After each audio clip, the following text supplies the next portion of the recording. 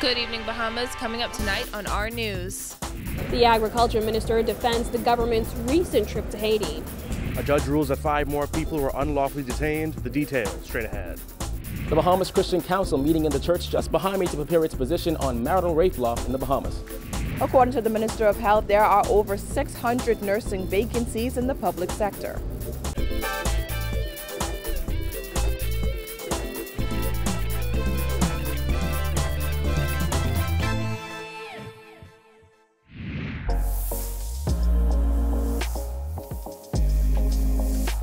Our news is brought to you by Alive. Welcome to our news and thanks for joining us. I'm Christina Dragovich. Topping news tonight, Minister of Agriculture and Marine Resources Renward Wells is slamming critics who've labeled the Minnis administration as hypocritical after traveling with a large delegation to Haiti over the weekend. Wells, who was one of several cabinet ministers on that trip, also fired back at the Progressive Liberal Party chairman, who asserted that the government broke no new ground in Haiti. Jasmine Brown reports. Wells spoke to the press outside cabinet this morning as he defended the Minnis administration's decision to carry so many delegates to Haiti. The Prime Minister has said that the size of the delegation shows how seriously his government took the 2-day trip, but his statement has done nothing to quell critics who have questioned the government's need to carry such a large delegation. Minnis was accompanied by his wife Patricia, Minister of Trade and Industry and Immigration Brent Simonet, Minister of Agriculture and Marine Resources Renward Wells, Minister of Transport and Local Government Frankie Campbell, Minister of Tourism Dionisio de Aguilar, Minister of Foreign Affairs Darren Henfield and his wife Deidre, Senior Policy Advisor in the Office of the Prime Minister Joshua Sayers, Acting Director of Agriculture Gregory Ramming, Foreign Service Officer Enco Ward, the PM's Personal Assistants Catherine Stewart Marsh and Yontele Bow, Protocol Officer Kamiko Sands, Aides Inspector Livingston Barr and Corporal Akari Murray, and various media personnel. Former Foreign Affairs Minister Fred Mitchell pointed out that Dr. Minnis sang a much different tune while in opposition.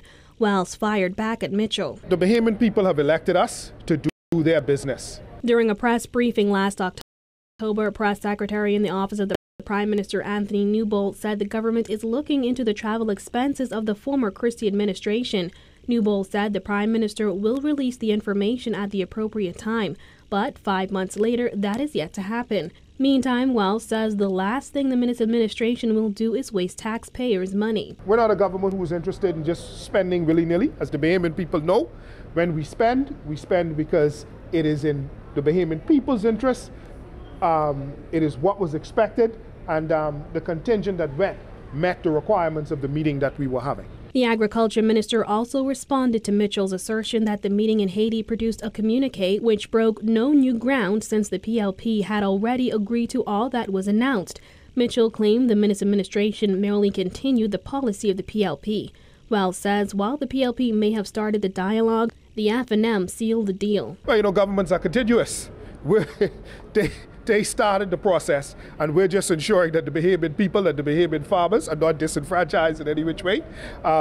We're not a government that tears up agreements. So at the end of the day, we met with the Haitian president and his delegation, all of his ministers. They were very much interested in building the bilateral relationship with the Bahamas. Reporting for our news, I'm Jasmine Brown. Well, a Supreme Court judge ruling today that 5 more individuals were unlawfully detained by immigration officers. This comes after several similar matters were decided earlier this month. Jared Higgs reports. 5 more people were unlawfully detained by immigration officers, according to a ruling handed down by Justice Gregory Hilton. According to the judgment, Earl Burton, Jernad John Tenord, Kadisha Bent John, Anselette Curry, and Verante Macomb were unlawfully detained contrary to the provisions of the law, and their continued detention would be unlawful. Hilton ordered all the applicants released unconditionally. 3 of the cases involved minors. Outside of court, their attorney, Fred Smith, QC, reacted to the ruling. It is an affirmation that the rule of law exists in the Bahamas and that people have rights. This decision follows a ruling handed down in late January that decided that Bahamas-born John Ronnie John Charles had his constitutional rights violated when he was deported to Haiti without being charged before a court. Just over a week later, 6 more applicants were unconditionally released after it was determined that they were unlawfully detained in contravention of the Immigration Act. One of Tuesday's successful applicants, Jamaican citizen Kadisha Bent-John, outlined what she described as a traumatizing stay at an immigration safe house in a court-filed affidavit. John and her 11-year-old daughter were allegedly denied food and kept in cramped living quarters with other women and children. Being there was a very traumatizing situation for me, especially for my daughter, but we managed to come over the bump. And I just thank God for my lawyers and my husband who stood beside me throughout the long process. John's husband says immigration officers shouldn't take the brunt of the blame, as they are often given misleading information by the public. Because it's not just the immigration, the immigration is only following orders on what sometimes people call them unlawfully and say untrue stories. And then they just follow up. And then they learn afterwards. And this is where the freedom fighters come into play. You understand? This can be stopped. This can be stopped. It can. It's been going on for too long. Smith says as long as the Immigration Department unlawfully detains individuals, he'll be defending them in the court of law. The result? Millions of dollars of cost to the Bahamian taxpayers. Reporting for our news, I'm Jared Higgs. As Prime Minister Dr. Hubert Minnis recently returned from a trip to Haiti, attorney Fred Smith QC says his Rights Bahamas group is planning its own trip to lobby the Haitian government to stop accepting deportees born in the Bahamas. We ourselves, Rights Bahamas, will be going to Haiti, hopefully to meet with the president of Haiti and or other cabinet ministers, and we will seek to persuade the government of Haiti not to allow the Bahamas government to expel people born in the Bahamas of Haitian descent back to Haiti. If they want to go back to Haiti, fine. Nobody wants to stop anybody exercising free will. But to force people born in the Bahamas to go back to Haiti. Smith says he's pleased that the Bahamian and Haitian governments are engaged in positive dialogue. Yes, I am very, very pleased that the Prime Minister visited with the President of Haiti. I hope that they can find some accord with its cooperation between the Bahamas government and the Haitian government to try and prevent or restrict illegal immigration. We do not at Rights Bahamas promote illegal immigration. All we say that once somebody's in the country, they have rights. And just like, you don't want them to commit an offense, you can't, the government, commit offenses against them. In other news, having reviewed the latest draft of the amended Sexual Offenses Act, the Bahamas Christian Council has taken a position as a body on the proposed legislation that seeks to criminalize marital rape in the Bahamas. Kyle Joaquin tells us more. Church leaders spent hours today in a closed session at Bahamas Harvest Church West Campus, where members of the Christian Council voted on what position to take on the latest draft of the amended Sexual Offenses Act. However, they did not share their position with our news team, insisting they will first share their views with the Attorney General. Meanwhile, Bahamas Faith Ministries International released its position on the controversial topic. Senior Pastor David Burrows said while he supports moving ahead with legislation, there should be stipulations. One of the things that we recognize in examining the law is that there is a loophole in the law that does not protect married women. So we recognize that there is a loophole, and also doing the research, we got a number of reports from persons who outlined cases that were really abusive, that were really egregious, and we looked at it, and at the end of the day, our conclusion was persons in that position, they need protection. BFM's recommendations have already been sent to the Attorney General. The bill seeks to amend the Sexual Offenses Act to strengthen the offense of sexual intercourse by procuration. Under that bill, a person who has sexual intercourse with their spouse without the consent of that spouse commits an offense and is liable to a term of imprisonment not exceeding 10 years. Burrows said while there is obvious concern in the law for the alleged victim, there should also be protections for the accused. In terms of protecting women, we have to do it with wisdom, and we also have to protect men because there are two parties involved in it, and we wouldn't want to see one party harmed in either case. The pastor even took it a bit further, insisting the law regarding rape, even outside of marriage, be tweaked. We're not talking about protecting criminals. We're talking about protecting innocent people who could be damaged because of a criminal complaint that's made public. And so in this case, we are suggesting and recommending that the names of persons who are accused not be published unless they are convicted. The church has long been divided on the issue. Strong opposition by church leaders to the marital rape law tabled under the last Ingram administration resulted in that bill being shelved. Now that the Christian Council has voted on the issue, its position and recommendations will be presented in a document to the Attorney General. Now, it was right here at the West Campus of Bahamas Harvest Church where the Christian Council had its meeting. Now, we weren't able to speak with any of the religious leaders, as we understand the Christian Council would first like to prepare its position and present it to the Attorney General before coming to the media. Reporting for Our News, I'm Kyle Joaquin.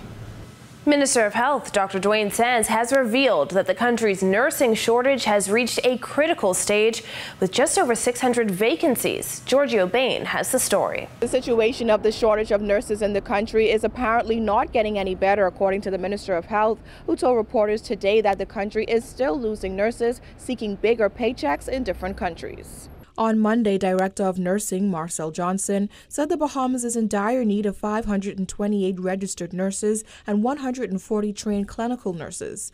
According to Sands, the vast amount of vacancies speaks to the gravity of the situation. The rhetoric that we've been using over and over and over is intended to allow Bahamians to understand just how bad this situation is, and that we ignore it at our own peril, and that there is going to have to be significant alterations in the approach to this problem if we're going to fix it. Sands says government has brought in nurses from countries like the Philippines. Additionally, Bahamian nurses were added to the public health care system as of Monday and will be binded to these jobs for a number of years. Still, he says local nurses are fleeing the country for higher paying jobs in North America, something he says the local health care facilities cannot compete with. We have convened a pretty high-level panel to look at the situation and to determine the root cause of the problem. There are obviously concerns about remuneration, benefits, but also conditions of service, etc. There is the constant withdrawing of nurses from the Bahamas into North America because of better opportunities, better salaries. The health minister says crime isn't helping an already dire situation, as the available nurses are required to pay special attention to patients with gunshot wounds. While many of the victims are murdered and die at the scene, you still have a number of people that arrive to the emergency room and require emergency surgery. They consume resources in the intensive care unit. They consume blood bank units of blood. They take up space on the wards, etc. And most of those patients do not contribute much of anything towards the very tremendous cost to care for them. The issue of bed shortages in the public hospital was once described as a crisis by Sands, who today said the problem isn't as bad as it was, but those renovated wards are still not complete. And then we have those 24 beds. Reporting for Our News, I'm Giorgio Bain. Are you looking for a way to spice up your Tuesdays? Our News may just have the recipe. Tonight, we introduce you to Tasty Tuesdays.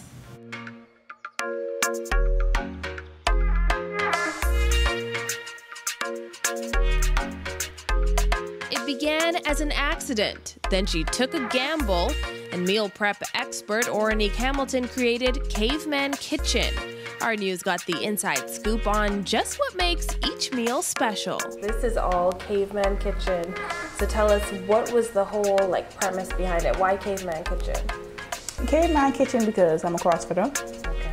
And we eat like we eat like caveman, and we train like beasts. And basically what the mission behind it was that there's no secret ingredients. What you see is what you get. There's no guessing to what you are eating. My main question was, would a caveman eat this? And if it was yes, I get it. If it was no, I didn't get it. So that meant all processed foods were out of the way. Dairy out of the way. Eggs, I would still consume. So that's what you should ask yourself when you want to shop and go on a fitness journey or a weight loss journey or a health journey. what a caveman eat it. By planning out her meals and working out, Hamilton says she shed 130 pounds.